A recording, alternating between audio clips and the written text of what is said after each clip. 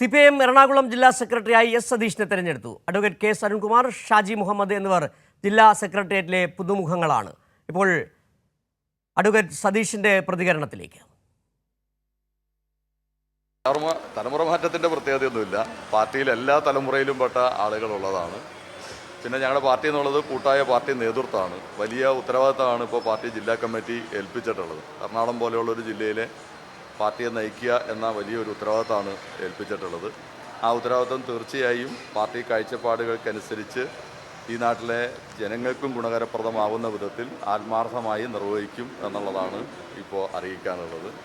പാർട്ടിയിൽ രൂപപ്പെട്ടു വന്നിട്ടുള്ള ഐക്യം കഴിഞ്ഞ സമ്മേളനം തന്നെ ചൂണ്ടിക്കാണിക്കുകയുണ്ടായി. എറണാകുളം പാർട്ടിയുടെ 24ാം പാർട്ടി കോൺഗ്രസിൻ്റെ ഭാഗമായിട്ടുള്ള ജില്ലാ സമ്മേളനത്തിൻ്റെ ഉള്ളടക്കത്തിലെ പ്രധാനപ്പെട്ട ഒന്ന് ജില്ലയിലെ പാർട്ടി കൈവരിച്ച ഐക്യമാണ്. ആ ഐക്യത്തെ കൂടുതൽ ശക്തിപ്പെടുത്തി കൂടുതൽ ജനകീയ ബന്ധത്തെ പാർട്ടിക്ക് അനുകൂലമാക്കി മാറ്റാൻ ആവശ്യമായിട്ടുള്ള പരിപാടികളാണ് പാർട്ടി സമ്മേളനം രൂപകൽപ്പന ചെയ്തിരുന്നത്. അത് പ്രായോഗിക തലത്തിൽ വികസിപ്പിക്കാൻ ചെറുപ്പത്തിൻ്റെ പ്രസരിപ്പും എല്ലാം ഉപയോഗപ്പെടുത്തിക്കൊണ്ട് ഞാൻ പരമാവധി പരിശ്രമിക്കും എന്നുള്ളതാണ് സൂചിപ്പിക്കുക.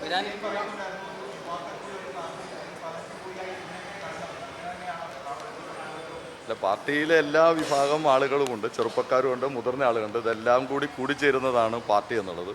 സ്വാഭാവികമായിട്ടും ആ ഉത്തരവാദിത്വം എന്നുള്ളത് ഓരോ കാലത്ത് അനുയോജ്യമാകുന്ന രൂപത്തിൽ നിയോഗിക്കാൻ വേണ്ടി പാർട്ടി നിയോഗിക്കുന്നു, ആ ഉത്തരവാദിത്വം നിർവഹിക്കുന്നു എന്നുള്ളതാണ് പറയാൻ.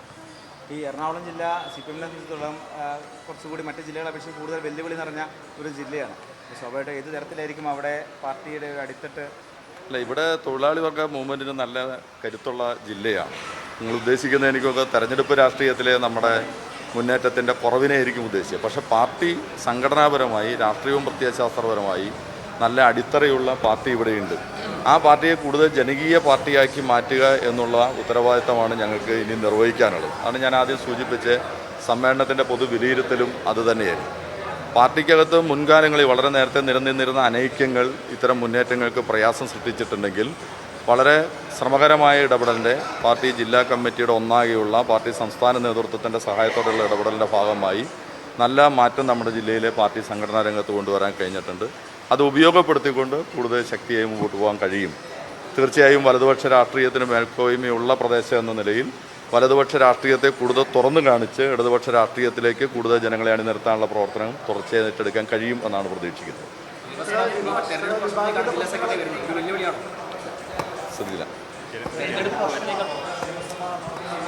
ഇല്ല, അതങ്ങനെ ഒരു വലിയ വെല്ലുവിളി ഒന്നുമല്ല. സ്വാഭാവികമായ സംഘടനാ രാഷ്ട്രീയ പ്രവർത്തനത്തിൻ്റെ ഭാഗമായിട്ടുള്ളതാണ്. അത് ഞങ്ങളെല്ലാവരും കൂട്ടായി അത് നിർവഹിക്കും എന്നാണ് സൂചിപ്പിക്കുക.